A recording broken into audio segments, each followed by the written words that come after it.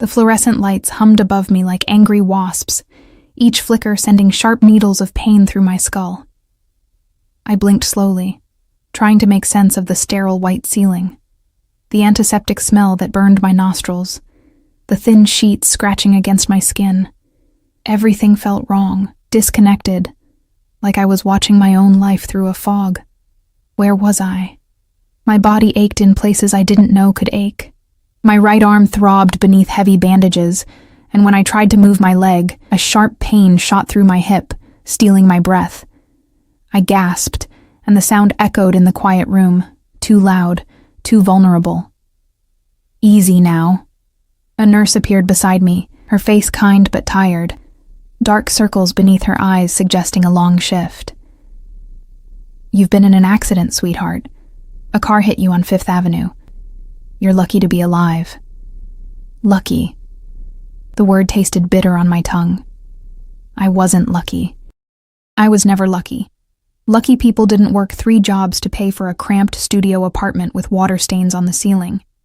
Lucky people didn't skip meals so they could afford to keep the electricity on. Lucky people didn't get hit by cars while rushing to their night shift at the diner because the bus was late, and Mr. Peterson threatened to fire anyone who showed up late again. How long? My voice came out raspy, broken. 2 days. You've been unconscious for 2 days. She adjusted my IV with practiced efficiency. The doctor will be in soon to check on you. We ran some tests while you were out. Standard procedure. Tests. My stomach twisted. Tests meant money. Money I didn't have. I can't afford... I started. But she shook her head, a strange expression crossing her face. It's been taken care of, she said quietly, almost nervously. Everything. Your bills, your treatment, everything. The fog in my brain thickened. What? By who? But she was already moving toward the door, her steps quick, almost hurried. The doctor will explain everything. Just rest. Rest. As if I could rest with this knot of anxiety twisting tighter in my chest. I turned my head, slowly, because even that small movement made the room spin, and noticed for the first time that this wasn't a regular hospital room. The space was too large, too private. Real art hung on the walls instead of cheap prints. A leather chair sat in the corner, expensive and out of place. Through the window, I could see the city sprawled below, too far below for a standard floor. Something was very wrong. The door opened again, and this time it was a doctor, his white coat pristine, his expression professionally neutral. But behind him stood a man in a dark suit, his presence filling the doorway like a shadow. Not the doctor's shadow, something else entirely. Miss Reeves, the doctor said, pulling my attention back. I'm Dr. Morrison. How are you feeling?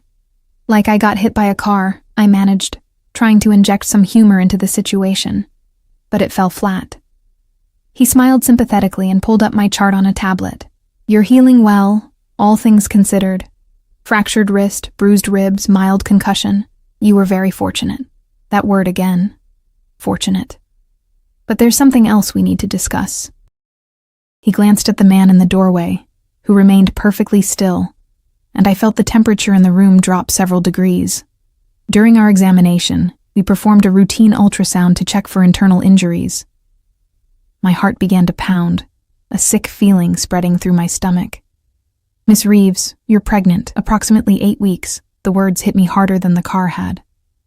Pregnant? No. My hand instinctively moved to my stomach, flat and unchanged beneath the hospital gown. 8 weeks. I counted backward, my mind racing, landing on a night I'd been trying desperately to forget. Marcus. His promises, his lies, the way he disappeared the morning after with my grandmother's necklace, the only thing of value I owned, and $300 I'd saved for rent. That's impossible, I whispered.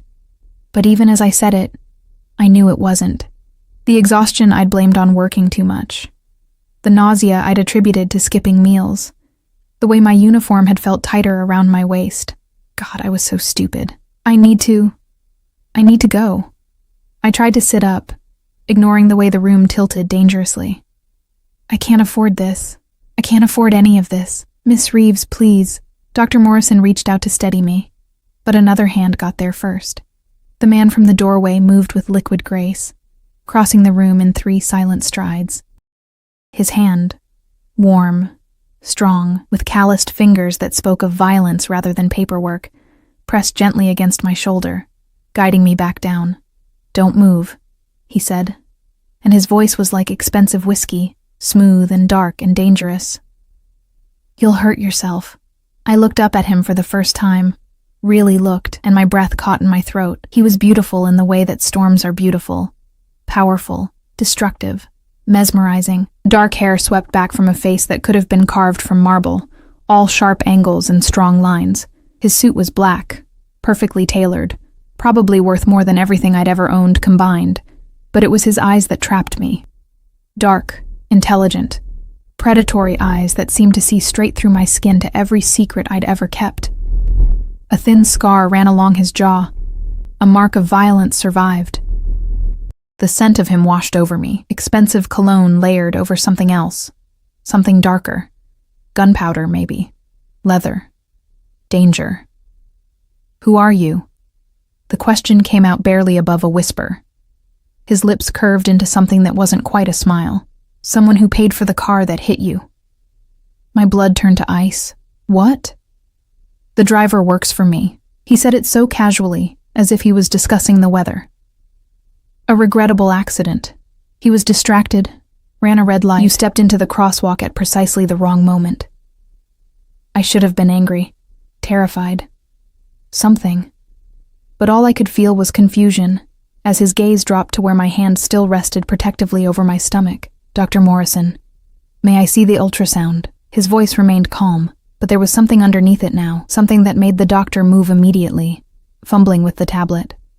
"Of course, Mr. Volkov." The name echoed in my head, familiar in the way that nightmares are familiar. I'd heard it whispered in the diner during late-night shifts, seen it in newspaper headlines quickly hidden when managers walked by.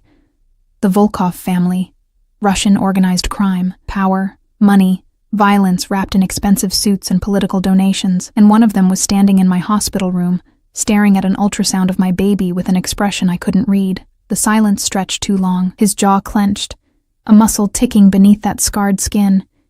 His fingers tightened around the tablet until I thought it might crack. 8 weeks, he said finally, his accent thickening slightly around the words. "Yes," Dr. Morrison confirmed, oblivious to the sudden tension. "A healthy pregnancy so far, despite the accident." Volkov's dark eyes lifted from the screen to my face, and in them I saw something that made my heart stop. Recognition. "What's the father's name?" His voice was too quiet, too controlled. I swallowed hard. "I don't see how that's any of your business." "His name." Not a question anymore. A command. "Marcus," I whispered, hating how small my voice sounded. "Marcus Chen." Something dangerous flickered across his face. He handed the tablet back to Dr. Morrison without looking away from me. "Leave us." "Mr. Volkov, I really should. Now." The doctor left so fast he nearly tripped over his own feet. We were alone. Volkov moved closer, and I pressed back into the pillows, my heart hammering against my ribs. He reached out slowly, as if approaching a frightened animal, and his fingers brushed against my cheek with unexpected gentleness. "Marcus Chen," he repeated, and now I could hear the fury beneath the calm. Mid-20s, works the docks, fancies himself a player in a game far above his level. "How do you—" He stole from me. The words were ice. 3 weeks ago, someone skimmed 200,000 from a shipment. Traced it back to Chen. Been looking for him ever since. His thumb traced along my jaw, and I shivered.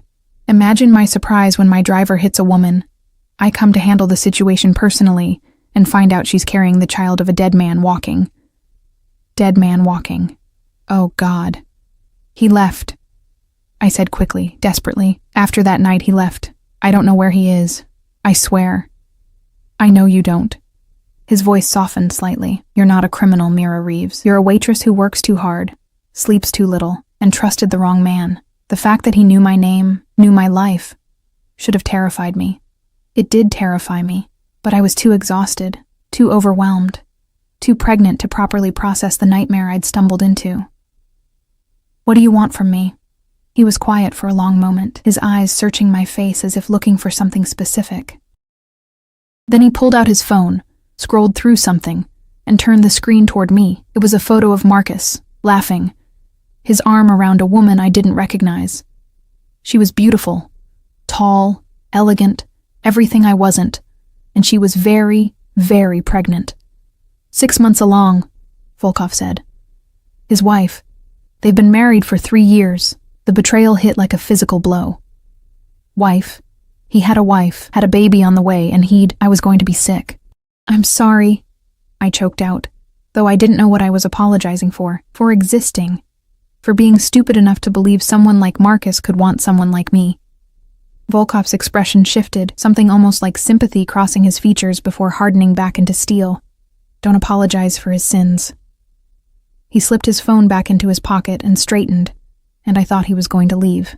Thought this nightmare would end with him walking out the door and me trying to figure out how to survive as a single mother with no money, no family, and no future. But he didn't leave. Instead, he pulled a card from his jacket, heavy, expensive cardstock with embossed lettering, and placed it on the table beside my bed. "You'll stay here until you're healed, then my driver will take you to a new apartment. Furnished, paid for 6 months in advance. There's a job waiting at one of my legitimate businesses, a gallery in Midtown. Easy work, good pay, benefits." I stared at him, unable to process what I was hearing. "Why would you do that?" His smile was cold, predatory. "Because Marcus Chen owes me a debt he can never repay. But his child," his gaze dropped to my stomach again, "is innocent. I don't want your charity. It's not charity." He leaned down, close enough that I could feel his breath against my ear, smell that dangerous scent of cologne and violence. "Consider it an investment. You'll take my help, Mira. You'll accept the apartment, the job, the protection. Because the alternative is trying to survive on your own, while every enemy I have learns that Marcus Chen's child exists. I'm not his... You carry his blood. That's enough." He pulled back, and his expression was granite. "The world I live in doesn't forgive innocent mistakes. But I do. Sometimes." He turned toward the door, and panic surged through me. "Wait." He paused, looking back over his shoulder. "What's your name? Your first name?" For a moment, I didn't think he'd answer. Then, "Dmitri." "Dmitri," I repeated, tasting the syllables. "What do you get out of this? Really?" His smile was like a blade, beautiful and lethal. "That," he said softly, "remains to be seen."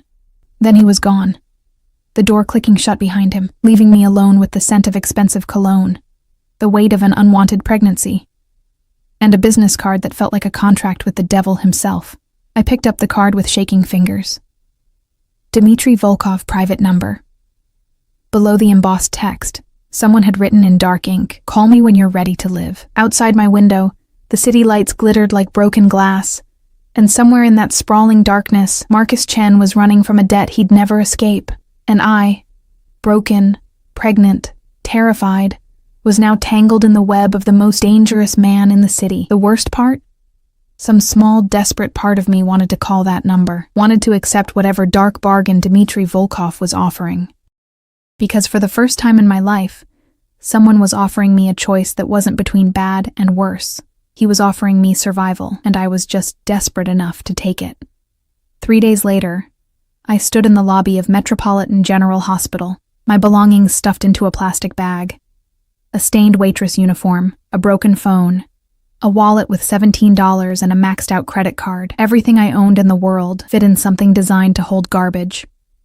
The irony wasn't lost on me. Dr. Morrison had cleared me that morning, his professional smile not quite reaching his eyes. "Remember to take it easy, Miss Reeves. No strenuous activity for at least 2 weeks. And schedule an appointment with an OB/GYN as soon as possible." An OB/GYN. For a baby I hadn't planned, couldn't afford, didn't know if I even wanted. But the card in my pocket felt like it was burning through the thin fabric of the hospital-issued sweatpants they'd given me since my jeans had been cut off in the emergency room. "Call me when you're ready to live," I hadn't called. Hadn't touched the card since that first night, as if avoiding it would somehow make this entire situation disappear. Maybe I'd wake up and discover the accident. Dmitry Volkov.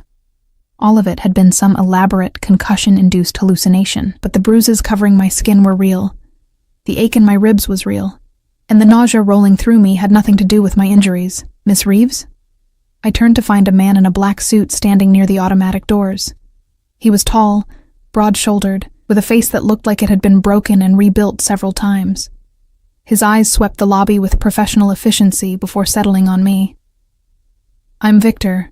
Mr. Volkov sent me to drive you home." Home. As if I had one of those. "I didn't call him," I said, clutching my plastic bag tighter. Victor's expression didn't change. "He doesn't require your call to know when you're being discharged. The car is outside." Of course it was. Because men like Dmitry Volkov didn't ask permission. They simply arranged the world to suit their needs. I should have refused. Should have walked out those doors and disappeared into the city, found some shelter, figured it out on my own like I always had. But my wrist throbbed in its cast. My body screamed with exhaustion, and somewhere deep in my belly, cells were dividing and multiplying into something that would depend entirely on me. I was so tired of fighting alone. "Fine," I whispered. Victor nodded once and gestured toward the exit.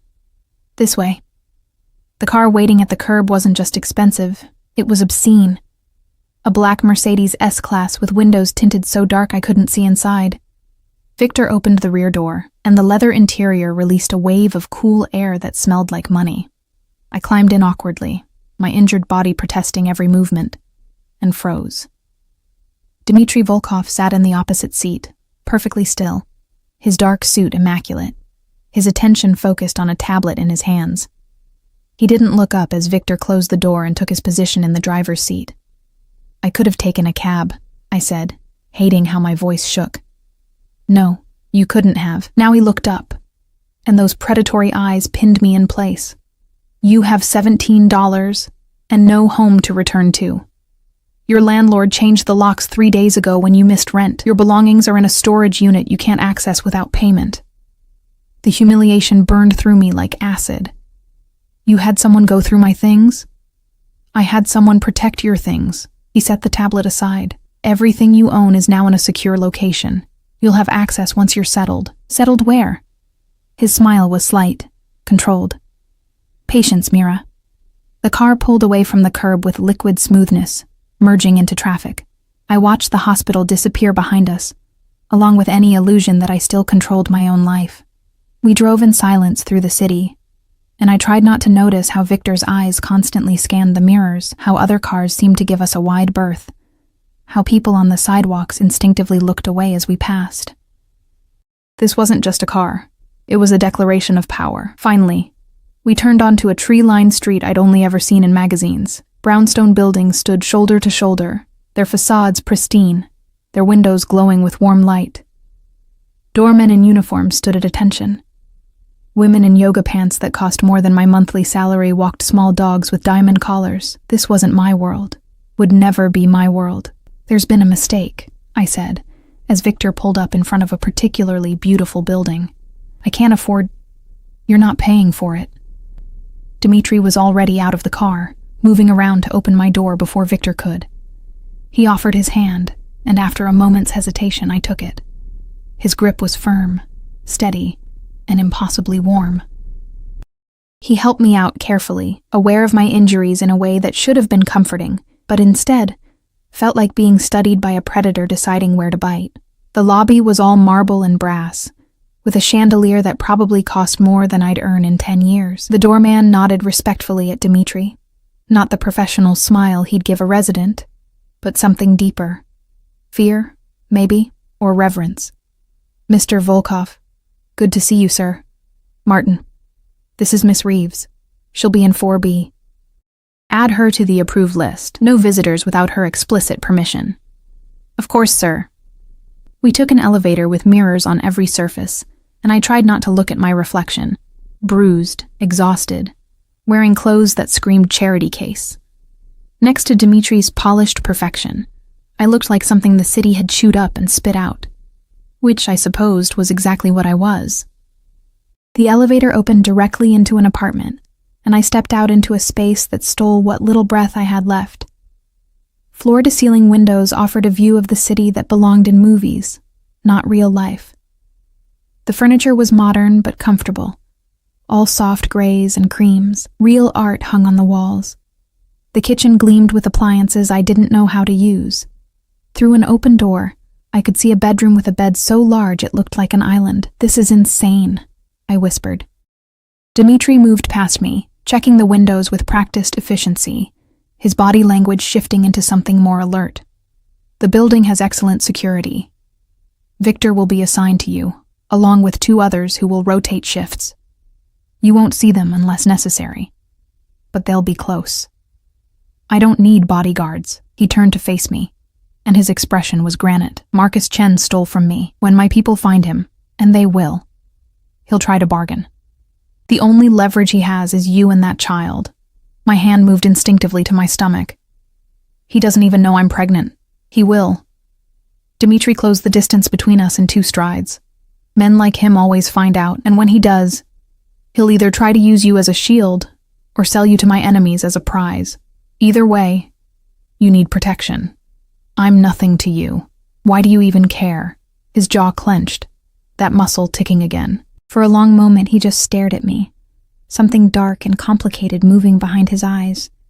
Then he reached out and traced a finger along the bruise on my cheekbone, so gently I barely felt it. "You want the truth?" His voice was low, dangerous. That ultrasound. The timing. 8 weeks ago, Marcus was still working for me, still in my territory, under my protection. Which means he got you pregnant while under my roof, then stole from me and ran, leaving you to face the consequences alone. "That's not your fault. In my world, everything that happens in my territory is my responsibility." His fingers moved from my cheek to my jaw, tilting my face up to meet his gaze. "He dishonored you under my protection. That makes it my problem to fix. I'm not a problem that needs fixing." His smile was sharp enough to cut. "No. You're something far more complicated than that." He pulled away, moving toward the door, and panic fluttered in my chest.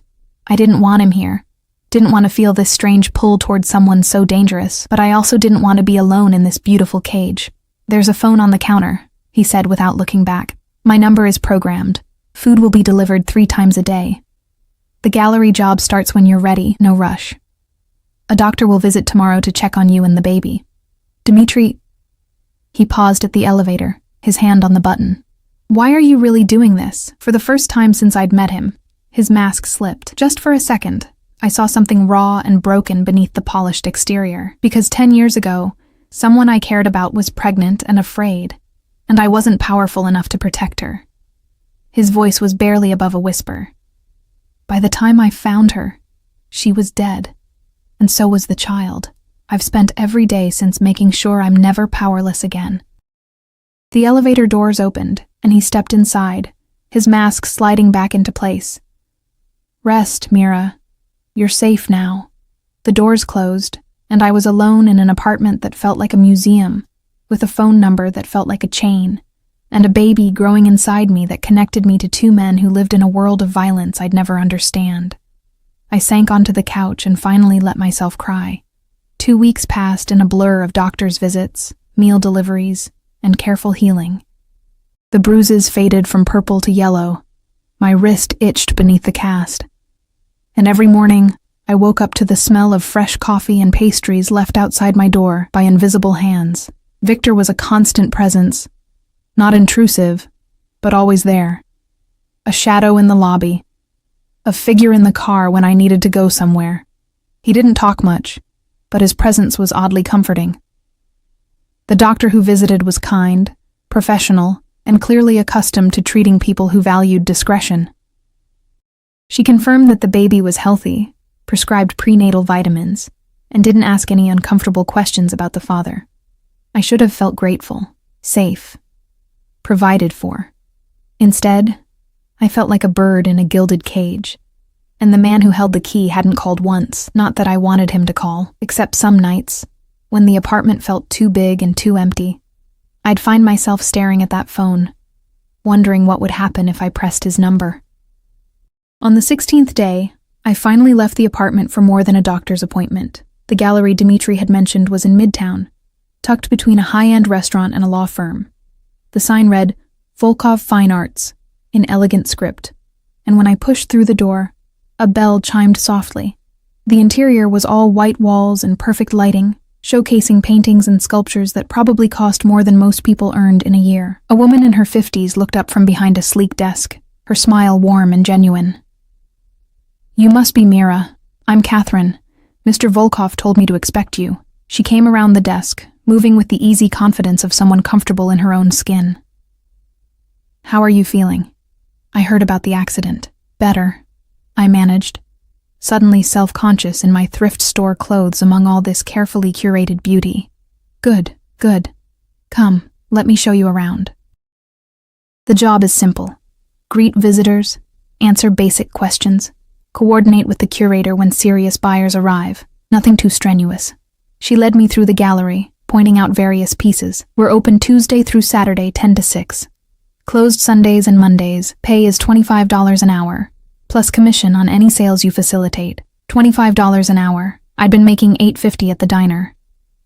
That's too much, I said automatically. Catherine laughed. Mr. Volkov values quality employees. And between you and me, he owes me a favor.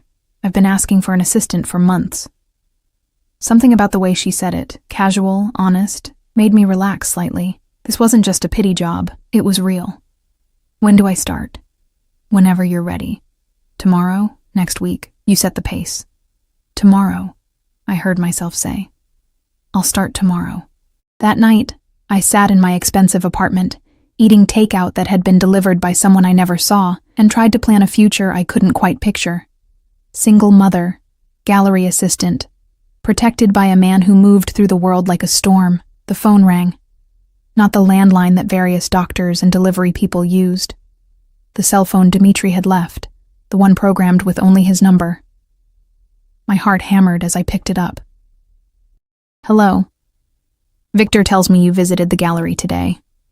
His voice was like dark chocolate, rich and dangerous. Are you satisfied with the arrangement? It's more than I deserve. You deserve far more than you've ever been given.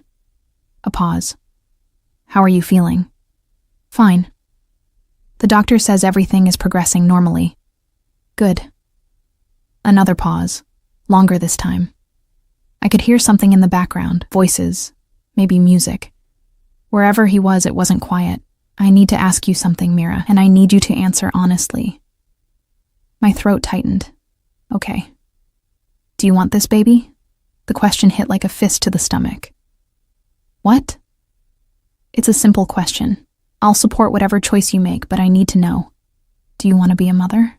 I opened my mouth to give him the answer I thought he wanted, but what came out was the truth. I don't know. I never had a family.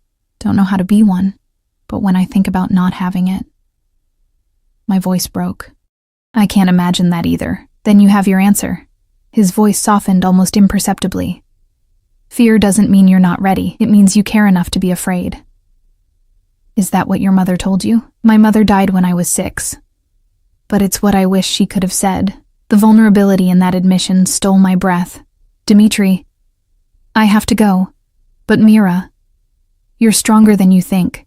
Don't let anyone convince you otherwise. He ended the call before I could respond, leaving me alone with a phone pressed to my ear and tears running down my face. Outside my window, the city lights blazed against the darkness. And somewhere out there, Dmitri Volkov moved through his dangerous world, carrying secrets I was only beginning to understand. I placed my hand over my still flat stomach and whispered to the tiny life growing inside me, I'll figure this out. I promise. We'll be okay. I just wished I believed it. 6 weeks transformed my life in ways I couldn't have imagined. The gallery became my sanctuary. I learned to speak the language of art collectors, to recognize the difference between genuine interest and wealthy browsers killing time. Catherine treated me like a protege rather than an assistant, teaching me about the pieces, the artists, the delicate dance of negotiation that turned admiration into acquisition.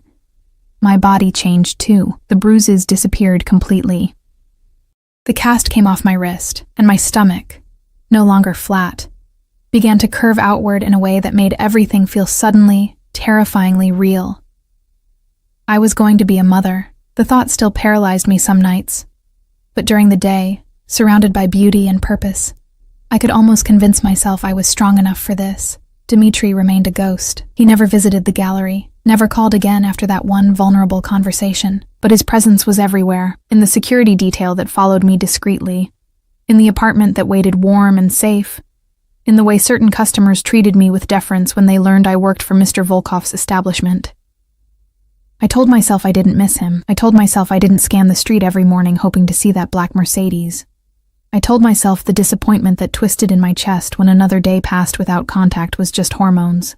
I was a very good liar. It was a Thursday afternoon in mid-November when everything changed. The gallery was quiet, the gray light filtering through the windows matching the sleet falling outside. Catherine had left early for a dentist appointment, trusting me to close up. I was updating inventory in the back office when the bell chimed. "I'll be right there," I called, saving the spreadsheet and standing carefully. At 14 weeks pregnant, sudden movements made me dizzy. I walked out into the gallery and stopped dead. Marcus Chen stood in the center of the room, staring at a painting he'd never appreciate, wearing clothes that looked slept in. He'd lost weight, his cheekbones too sharp, his eyes haunted. When he turned and saw me, saw my stomach, his face went white. "Mira?" I couldn't move, couldn't breathe. My hand instinctively covered the small bump as if I could hide it. "What are you doing here?" My voice came out steady, which was a miracle considering my heart was trying to break through my ribs. I didn't know where else to go. He took a step toward me, and I took one back. He noticed, and something like pain crossed his face. "I heard you were working here. I just wanted to see you, to explain." "Explain what? That you're married? That you stole from me and disappeared? That you took the only thing of value I owned and left me with nothing?" The words poured out like poison. "Which part needs explaining, Marcus?" "All of it. None of it." He ran a hand through his hair, and I noticed his fingers trembling. "I never meant to hurt you. That night it was real. You were real. But I was in so much trouble, Mira. These people I owed money to, they were going to kill me. I needed cash fast, and I thought, you thought you'd rob the woman you slept with." I laughed, but it sounded broken. "Very chivalrous. I didn't know about the baby. How could you? You were gone before sunrise." His eyes dropped to my stomach again, and something desperate moved across his face. "Is it mine?" The question felt like a slap. Who else's would it be? "I don't know. I heard you were working for the Volkovs now, living in one of Dimitri's buildings." "People talk, Mira. People say a lot of things." I cut him off, my voice ice. "Most of it's lies. But yes, Marcus, it's yours. Biologically, anyway. In every way that matters, this baby has nothing to do with you." He moved closer, and this time I couldn't back up. The desk pressed against my spine.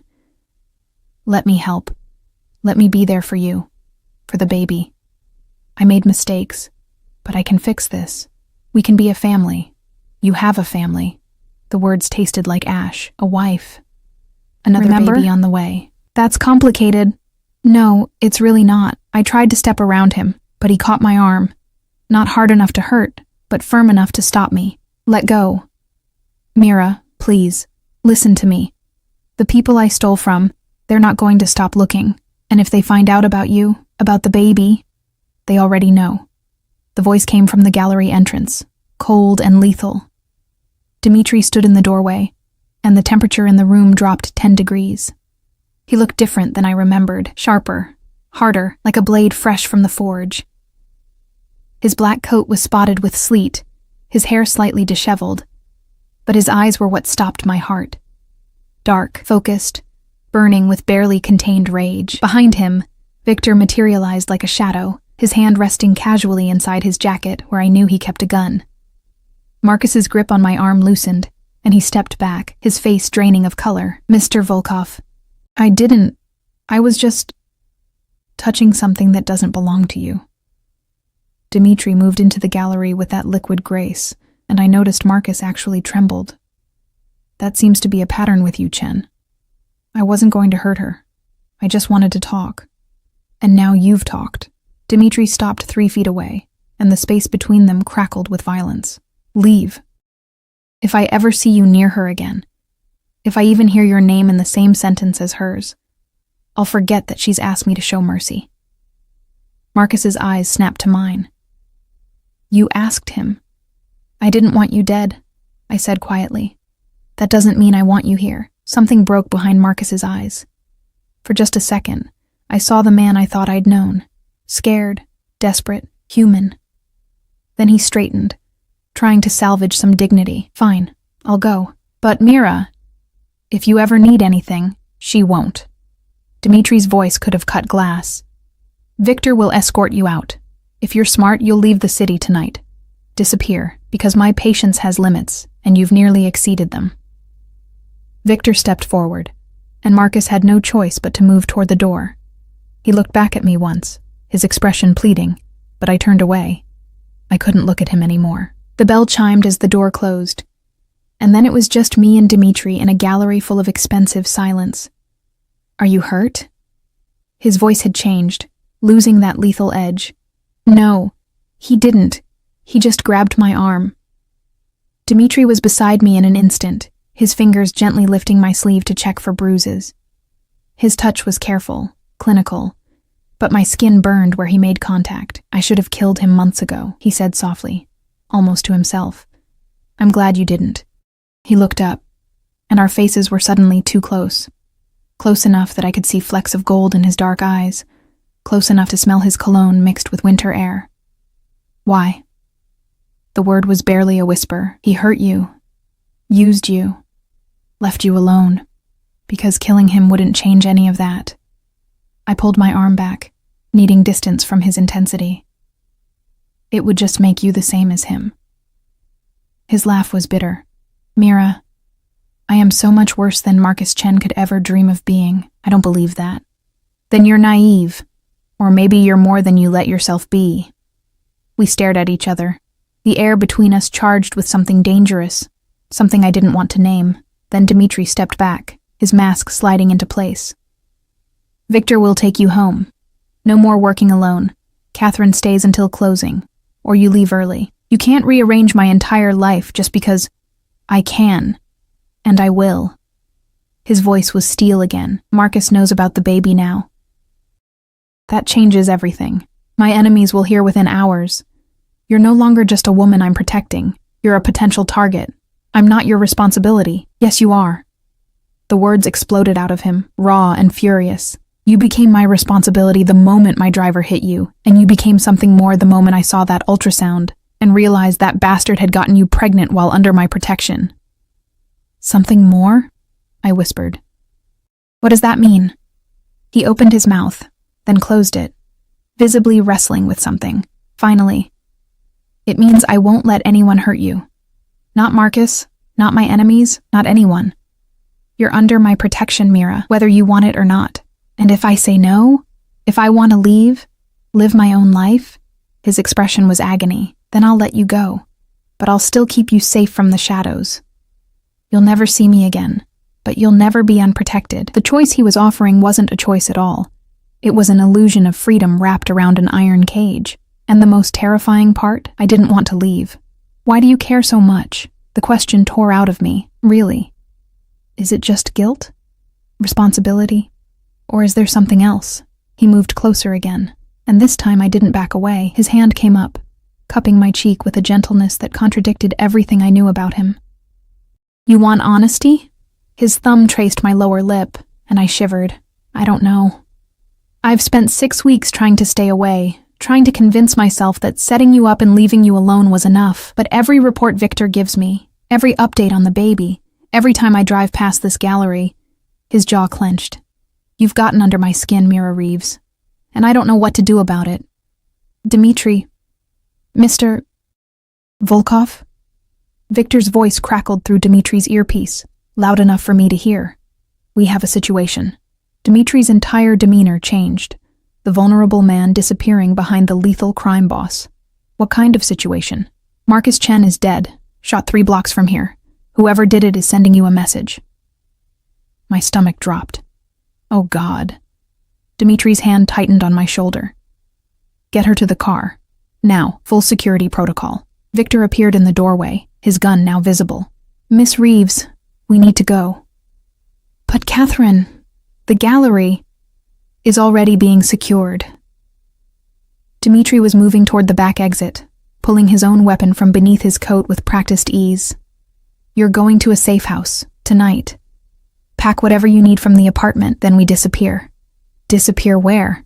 He looked back at me, and his eyes were storm dark, somewhere my enemies can't reach. Somewhere I can keep you safe while I handle this. Handle what? Dimitri, what's happening? War. The word was simple. Final. Someone just declared war on me by killing Marcus in my territory. And they did it knowing you'd be nearby, knowing it would scare you. It worked, I whispered. His expression softened for just a second. I know. That's why we're leaving. He nodded to Victor. Take her through the back. I'll meet you at the safe house. You're not coming with us? I have to deal with the body, talk to my people, find out who's bold enough to make a move like this. He holstered his gun and caught my hand, squeezing once. Trust me, Mira. I'll keep you safe. Then he was gone, moving through the gallery like a shadow. And Victor was guiding me toward a door I'd never noticed before. Come, Miss Reeves. Quickly now. I followed in a daze, my mind trying to process everything. Marcus was dead. Someone had killed him, probably the same people he'd stolen from. And they'd done it knowing I was connected to Dimitri. I was in the middle of a gang war, pregnant, powerless, and completely dependent on a man who dealt in violence and death. Victor led me through a maintenance corridor, downstairs that smelled like concrete and fear, and out into an alley where another black car waited, its engine already running. Inside, he said, his eyes constantly scanning the shadows. I climbed in, my hands shaking so badly I could barely grip the door handle. The car pulled away from the curb, merging into traffic, and I looked back through the tinted window at the gallery, that brief sanctuary of beauty and normalcy disappearing behind us. Marcus was dead, and I was carrying his child into a war I didn't understand. The baby kicked for the first time, just a flutter, like butterfly wings against my insides, and I pressed my hand to my stomach. It's okay, I whispered, though I didn't know if I was talking to the baby or myself. We'll be okay. Dimitri won't let anything happen to us. But as the car raced through the darkening streets toward an unknown destination, I couldn't shake the feeling that I'd just crossed a line I could never uncross. I wasn't just under Dmitri Volkov's protection anymore, I was his.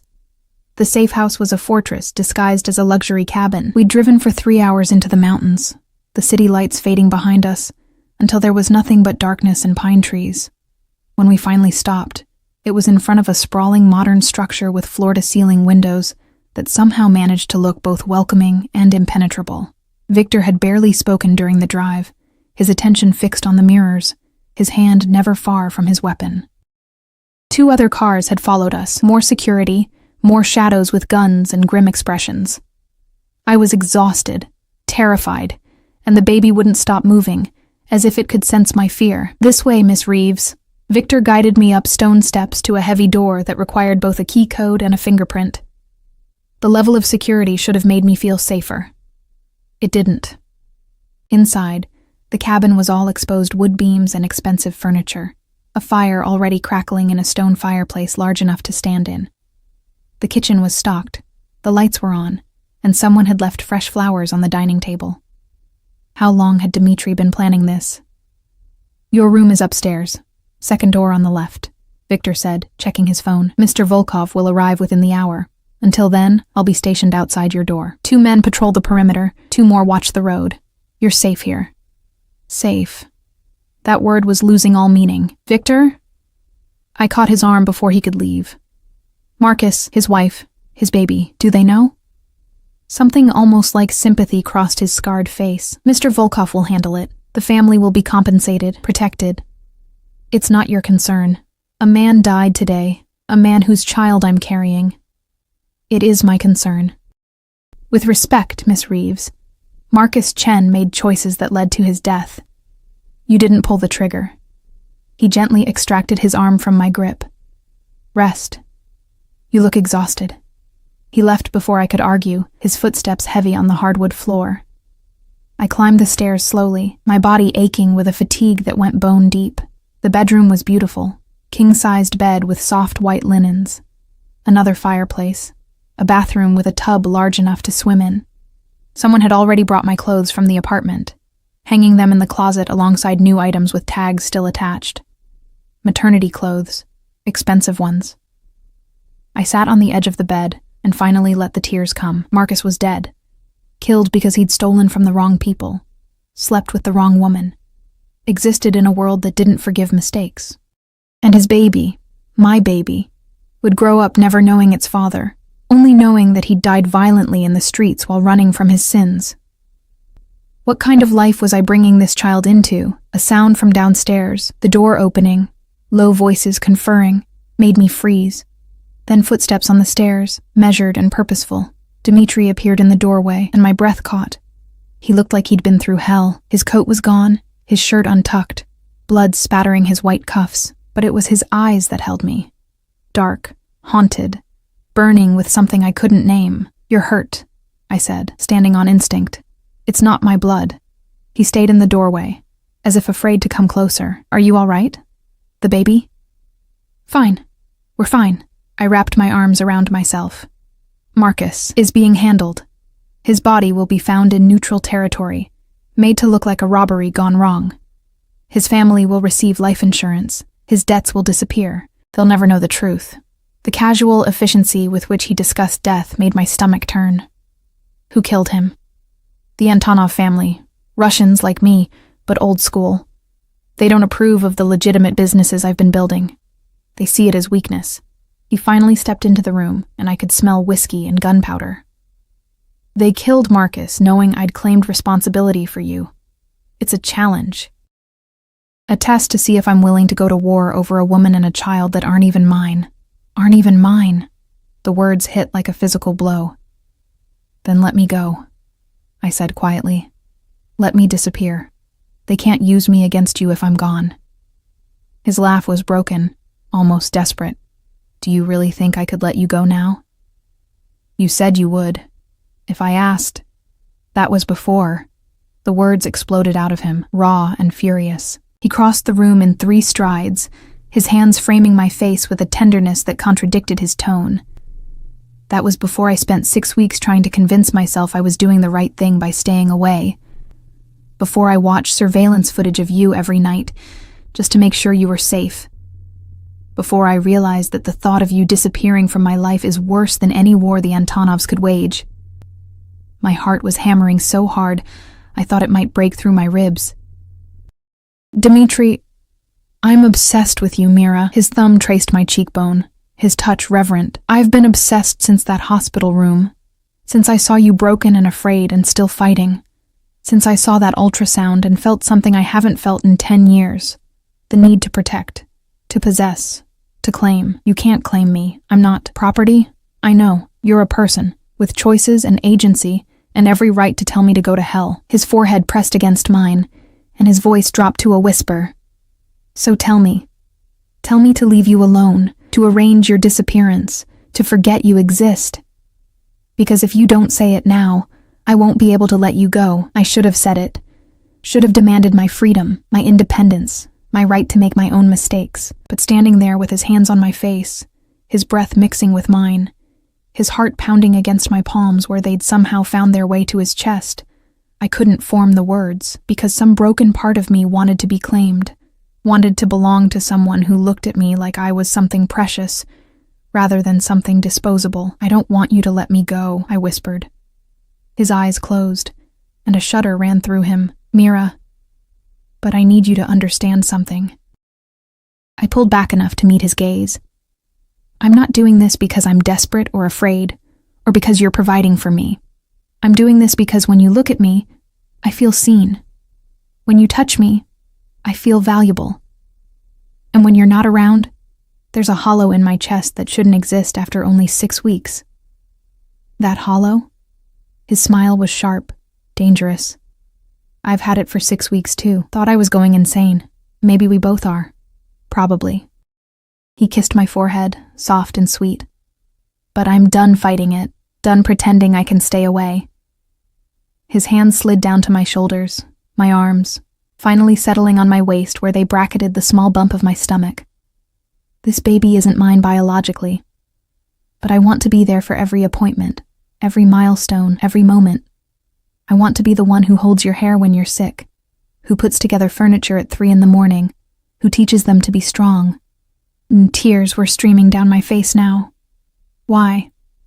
Because I'm falling in love with you. The words were simple, devastating, and I don't do anything halfway. I kissed him before I could think better of it, rising on my toes and pressing my lips to his with all the desperation and need that had been building for weeks. He made a sound low in his throat, his arms tightening around me, careful of my stomach, and kissed me back with a hunger that made my knees weak. It wasn't like kissing Marcus had been, rushed and fumbling and ultimately hollow. This was consuming, a fire that burned away everything except the two of us, tangled together in a room that smelled like pine and safety. When we finally broke apart, both breathing hard, his eyes had gone dark with desire. "We should stop," he said, but his hands didn't move from my waist. "Probably. You're pregnant, exhausted. You've had a traumatic day. And I want you anyway." I traced the line of his jaw, feeling the scratch of stubble. "I've wanted you since that hospital room, even though I knew I shouldn't. Even though you're dangerous and violent and completely wrong for me." His smile was pure sin. "I am all of those things, but I'll be gentle with you, Solnishka. Always gentle with you." "What does that mean?" "Solnishka? Little son." He kissed my nose, my cheeks, the corner of my mouth. "Because you brought light into a life I'd convinced myself was meant to be dark." He picked me up then, carefully supporting my back, and laid me on the bed like I was something fragile. His hands moved over me with reverent slowness, unbuttoning my shirt, sliding off my jeans, until I was bare, except for simple cotton underwear. His gaze traveled over me, lingering on my stomach, and something fierce moved across his face. "You're beautiful," he said. And it didn't sound like a line. It sounded like truth. "I'm pregnant with another man's baby and covered in fading bruises. You're carrying life. That's the most beautiful thing I've ever seen." He knelt beside the bed, pressing a kiss to my stomach, and I felt tears prick my eyes again. "May I?" I nodded, not trusting my voice. His hands were gentle as they explored, mapping the changes in my body with careful attention. When the baby kicked against his palm, he froze, wonder spreading across his face. "Did you feel that?" "Yes," I whispered. "That's the first time anyone else has felt it. I'll be here for all the rest." It sounded like a vow. Every kick, every movement, everything. He stood then, stripping off his shirt, revealing a body carved from violence. Scars, tattoos, hard muscle earned through survival rather than vanity. I traced a particularly vicious scar across his ribs. "Knife fight," he said, 5 years ago. "The man who gave it to me is dead." "Does it hurt?" "Not anymore." He caught my hand, pressing it to his chest where his heart thundered. "This hurts more, wanting you. Knowing I could lose you. You won't lose me. You can't promise that. My world. Then we'll navigate it together." I pulled him down to me, needing his weight, his warmth. "No more staying away, no more pretending. If we're doing this, we're doing it completely." His kiss was answer enough. We made love slowly, carefully, his attention fixed on my comfort and pleasure. He worshipped every inch of my changing body, whispered words in Russian that sounded like poetry, and when I finally came apart in his arms, he held me like I was something sacred. Afterward, we lay tangled together, the fire casting shadows on the walls, and I felt something I hadn't felt in years. Safe, cherished. Home. "I need to tell you something," Dmitri said quietly, his fingers tracing patterns on my hip. "About the war that's coming." The peace shattered slightly. "Okay." "The Antonovs won't stop with Marcus. They'll escalate, try to draw me out. There will be violence, possibly a lot of it. I'll do everything in my power to keep you separate from it, but you need to be prepared." "Prepared how?" "Victor will teach you to shoot, basic self-defense, how to recognize threats." He pulled me closer. "I pray you'll never need those skills. but I won't leave you defenseless. The idea of holding a gun made me nauseous. But he was right. I couldn't stay ignorant in his world. Will you kill them? The Antonovs? If necessary. No hesitation. No remorse. To protect you and the baby? I'd burn the entire city down. I should have been horrified. Should have been running for the door. Instead, I pressed closer to his warmth and whispered, "Then we make sure it doesn't come to that." We? You said we're in this together. That means I don't sit in a safe house while you fight alone. His arms tightened almost painfully. You're not fighting anything except growing that baby. That's your only job. Dmitri. No. Steel in his voice now. This isn't negotiable. You stay safe. You stay hidden. You let me handle the darkness so you can stay in the light. I wanted to argue, but exhaustion was pulling at me, and the baby was finally still, lulled by whatever hormones my body had produced during our lovemaking. Promise me something, I murmured, already half asleep. Anything. Promise you'll come back, every time, no matter what. His kiss pressed against my hair was soft as a prayer. I promise, Solnishka. Always. I fell asleep in his arms, protected by a monster who loved me, carrying a child who would be born into violence, and somehow, impossibly, feeling like everything might actually be okay. Outside, men with guns patrolled the perimeter. The Antonov family planned their next move. And somewhere in the city, Marcus Chen's blood stained the pavement, a warning of the war to come. But in that moment, wrapped in Dmitri's embrace, I allowed myself to believe in the illusion of safety. It was the last peaceful night we'd have for a long time. 3 months changed everything. Winter settled over the mountains with brutal efficiency, turning the world into a snow-covered fortress. Inside the safe house, I grew larger, rounder, my body transforming into something I barely recognized. The baby moved constantly now, rolls and kicks that Dmitri would feel with his hand pressed to my stomach. Wonder lighting his dangerous eyes, the war he'd predicted came swiftly and viciously. I knew because he'd come back bleeding twice. Once with a bullet graze across his shoulder that he'd dismissed as nothing serious. Another time with bruised ribs and split knuckles that told stories he wouldn't share. But he always came back, always kept his promise. Victor taught me to shoot, his patience infinite as I learned to handle a gun with shaking hands. "You're a natural," he'd said after I'd hit 3 targets in a row. Good instincts. I hated that I was good at it, hated that violence came so easily when my baby's life depended on it.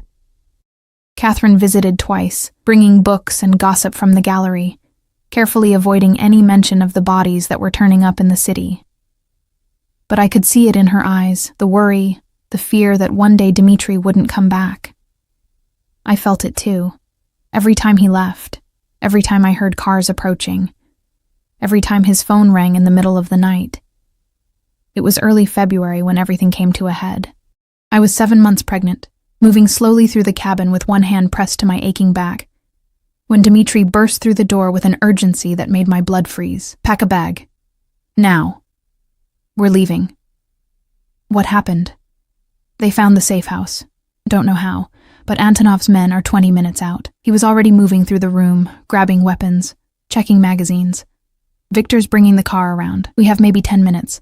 My hands shook as I threw clothes into a bag. Maternity jeans, sweaters, the ultrasound pictures I kept in my nightstand. 7 months pregnant and running from men with guns.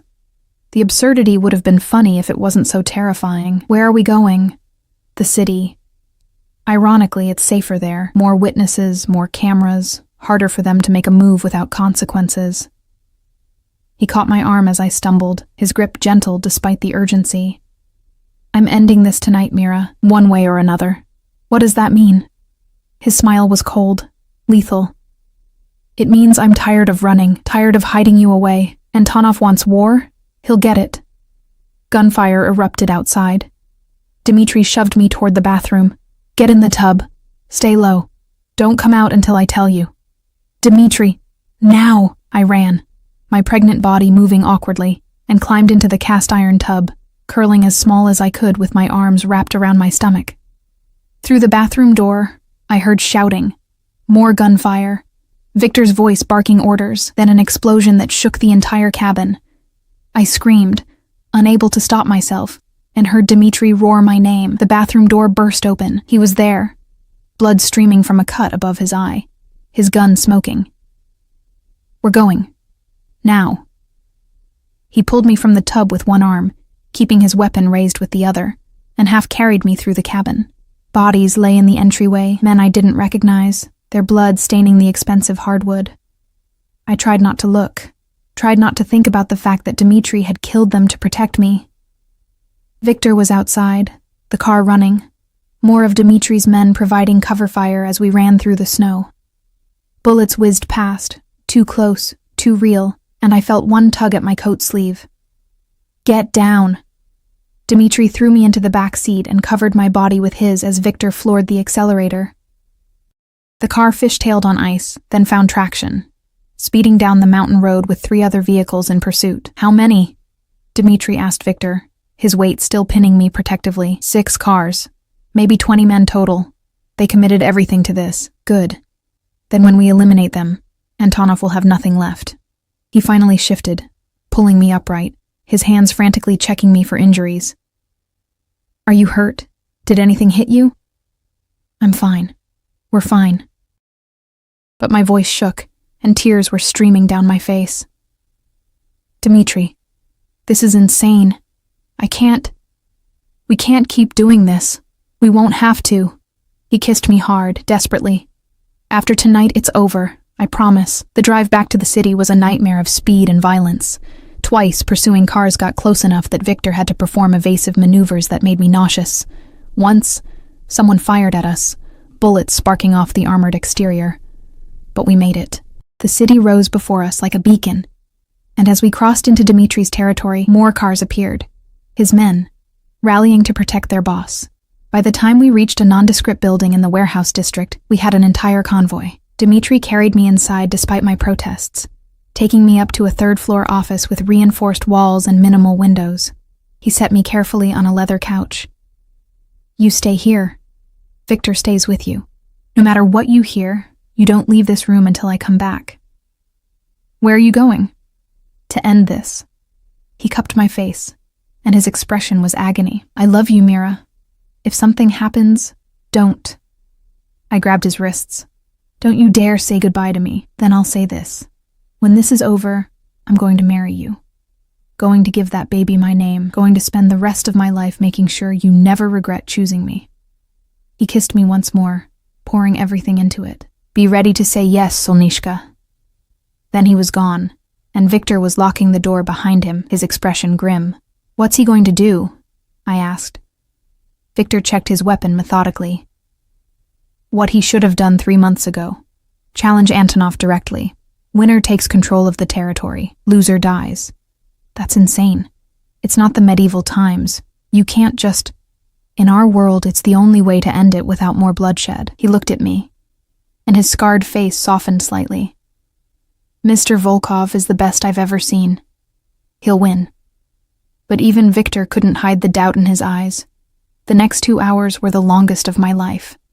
I paced the office, my hand pressed to my stomach, feeling the baby kick and roll as if it sensed my fear. Victor remained by the door, stoic and silent, his phone occasionally buzzing with updates he didn't share. Then, finally, the door opened. Dmitri stood in the doorway, and my heart stopped.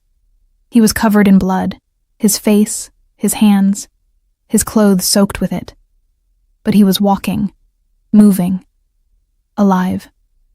"It's done," he said simply. I ran to him, as much as a 7-month pregnant woman could run, and threw my arms around him, not caring about the blood. He caught me, his grip tight enough to hurt, his face buried in my hair. "Antonov?" Victor asked quietly. "Dead. His lieutenant surrendered. The territory is ours." Dmitri pulled back enough to look at me, and I saw exhaustion in every line of his face. "It's over, Mira. Really over." "You're sure?" "I'm sure." He pressed a hand to my stomach, and the baby kicked against his palm as if in greeting. "No more running, no more hiding. We can go home." Home. The apartment in the city, the gallery. A life that resembled normalcy. What about the police? The bodies? Are being handled. This war was between families. The authorities have been paid to look the other way, and without Antonov to contest it, my claim to the territory stands. He kissed my forehead. You don't have to understand it. You just have to trust me. I do. And I realized it was true. I trust you completely. His smile was tired but genuine. Then let's go home. 2 months later, I stood in a private hospital room, gripping Dimitri's hand hard enough to break bones, and screamed through another contraction. You're doing beautifully, Mira, the doctor said from between my legs. Just a few more pushes. I can't. It hurts. Yes, you can.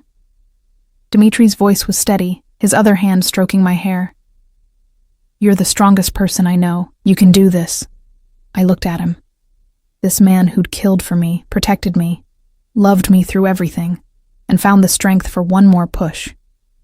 The baby came in a rush of pressure and pain and relief, and suddenly there was crying, not mine, but high and indignant and perfect. It's a girl, the doctor announced, placing a wriggling, bloody bundle on my chest.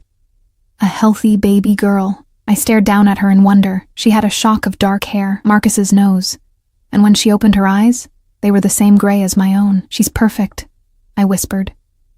Dimitri leaned over us both, his expression awed.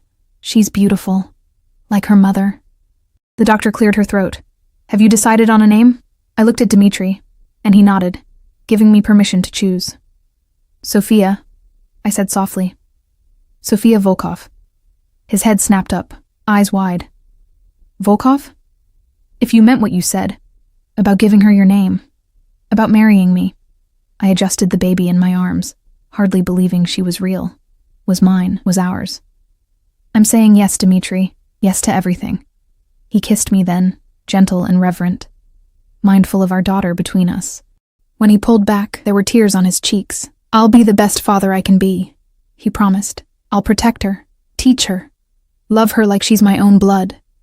She is your own.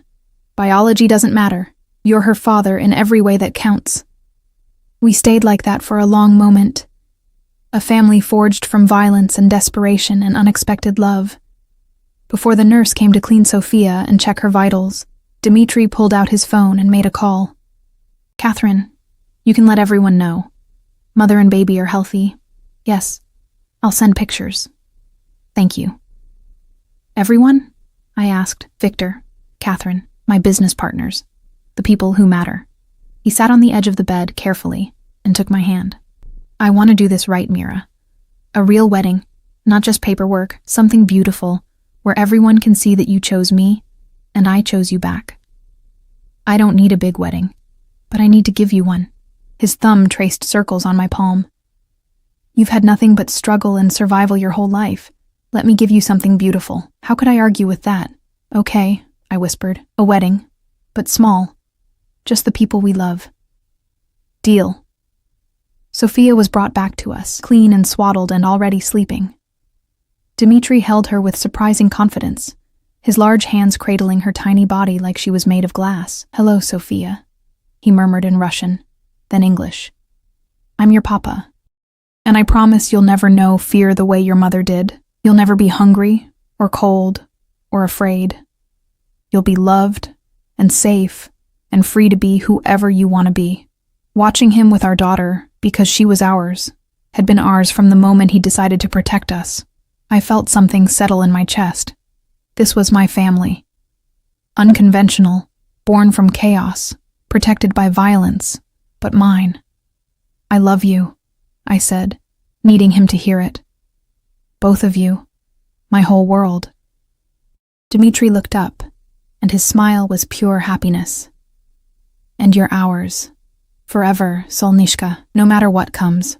6 months later, I stood in a private garden behind one of Dimitri's properties, wearing a simple white dress that accommodated my post-pregnancy body, and listened to him say vows that made me cry. Sophia slept in Catherine's arms in the front row, oblivious to the fact that her parents were making everything official. Victor stood as Dimitri's best man, looking uncomfortable in a suit without a weapon visible. And when the officiant said, "You may kiss your bride," Dimitri pulled me close and kissed me like I was his salvation. Maybe I was. Because this man, this dangerous, powerful, violent man, had saved me just as much as I'd saved him. The reception was small, but perfect. Good food, better wine, people who genuinely cared about us celebrating our improbable love story. Later, as we slow danced under string lights, Sophia passed between guests who cooed over her. Dmitri whispered in my ear, "Any regrets?" Not a single one. Even though I'm a criminal, even though my world is dark, I pulled back enough to meet his eyes. "You're my criminal. And your world isn't dark anymore, not with us in it." His smile was everything. "No, not anymore." We danced until Sophia got fussy, until the guests began to leave, until it was just our small family in a garden that smelled like roses and new beginnings. This wasn't the life I'd imagined when I woke up in that hospital room, broken and afraid. It was so much better, because I'd found something I'd never had before, a place to belong, a person who saw me as more than I'd ever seen myself, and a love that had survived everything the world threw at it. Dmitri carried Sophia to the car. We were going back to the apartment, back to our life. And I followed, my heart full to bursting. "Ready to go home, Mrs. Volkov?" he asked, his eyes dancing. Mrs. Volkov, a name I'd never expected to carry, but wore with pride. "Always," I said, taking his free hand. "As long as home is wherever you are." He kissed me softly, our daughter between us, and the city lights glittered in the distance like a promise. We'd survived the darkness. Now we got to live in the light, together, forever, and that was more than enough.